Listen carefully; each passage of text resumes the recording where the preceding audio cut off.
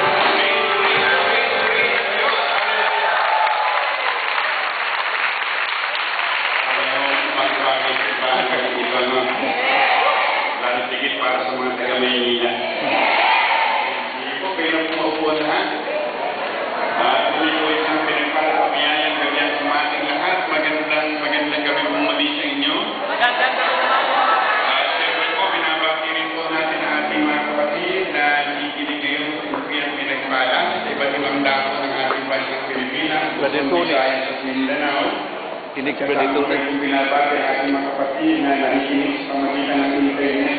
Brother Tony, nakinig. Tayo ngayon sa radio. Sa Korea, nakinig. Marami po kami dito sa loob ng chapel ng College of Divine Wisdom. Ikaw nga, parang marami kami dito. Kaya medyo mainit, ano? I-aircon, pero ang naramdaman Na wifi? Nainit ka ba kayo? Nainit. At binabati ko rin po na magandang gabi ang ating manang punong lingkod, Brother Mike, bibig ko, kasama po ang kanyang munting may bahay, Sister Belen. At siyempre, sa lahat sa inyo narito po ngayon sa loob ng chapel ng College of Divine Wisdom. Alam niyo po, may maaari nagtatanong kayo, bakit yung awit ninyo ng aking ipinaawit, yung ibang-iba kayo sa iba? Kung inyo pong pinakinggan maigi yung ating gospel reading, may mga ilang bagay po na mapapansin mo dyan na talagang kakaiba. Kung tawagin po yun sa wikang English ay strange things. Sabihin nyo, strange. Strange. Bababa ko ng konti para Mapalapit. maganda ang usapan natin. Para yung mga natutulog, malapitan ko. Mga bagay na kakaiba sa buhay ng tao. At din po, alam niyo po, sa Panginoon, meron din ganyan na mga pangyayari.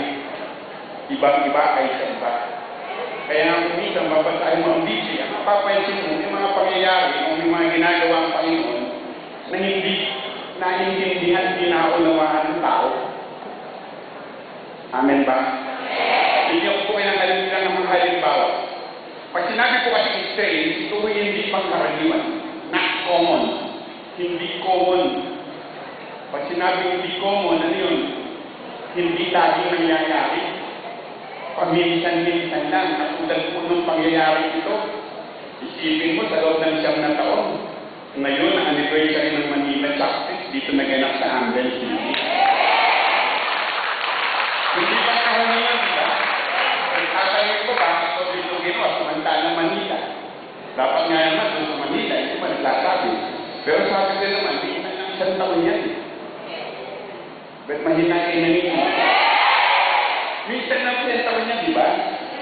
Kaya nga yung pangyayari ito, iba ito. At alam ko, ang pangyayari ito, hindi malilimutan. Amen ba? Amen po ba? Pero yung mga pangyayari na nakapagtataka. Mag-iisip ka, bakit nga ba nangyari? Bakit nga ba sinabi yun? Hindi ba meron ganun, mga pangyayari sa buhay natin, magtataka ka. Biglang may pagbabago, di ba? Katulad ko yung kwento sa inyo ang ina. Ako na nagtataka, sabi ko, bakit ganun? Biglang nagkaroon ng twisting, biglang nabago. Hindi ko naman po inaasahan yun. Kaya nga sabi ko doon, talaga, napakabuti mo. Kumikilos ka sa parang hindi naintindihan na unawaan ng tao. Amen po ba?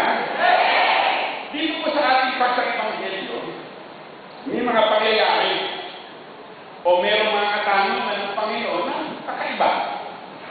Magtataka ka kung bakit sinabi ng Panginoon yun. Katulad po yung sinabi niya sa verse 28. Kasama ang kanyang mga alagad, nakikinig pa ba kayo? Ang sabi niya, sino raw ako ayon sa mga tao? Kakaibang tanong, di ba? Bakit kailangan pantanungin yun ng Panginoon? Pangalawang, kakaiba, sabi dito sa verse 30, huwag niyong sasabihin kanino man kung sino ako. Diba? Pangatlo, eto, may talaga kakaiba.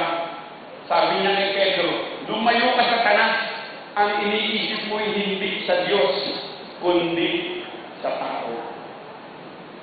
Isingin yung sabihin.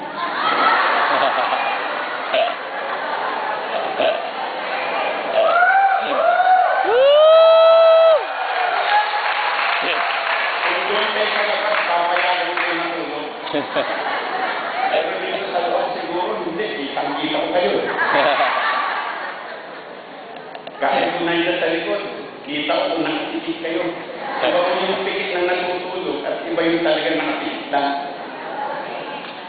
Di ba? Kaya nga kapatid sa isahin po na, yung pagtatanong ng Panginoon na sino ako ayon sa mga tao. Ang tanong ko nga dito, bakit kaya kailangan pa itanong? Hindi ba niya alam kung sino siya? Tanong ko sa inyo, alam ba ng Panginoon kung sino siya? Oo naman. Alam na yun. Pero bakit kailangan pa itanong? At tingnan niyo po yung kanyang paraan ng pagtatanong. Medyo may pagkaunting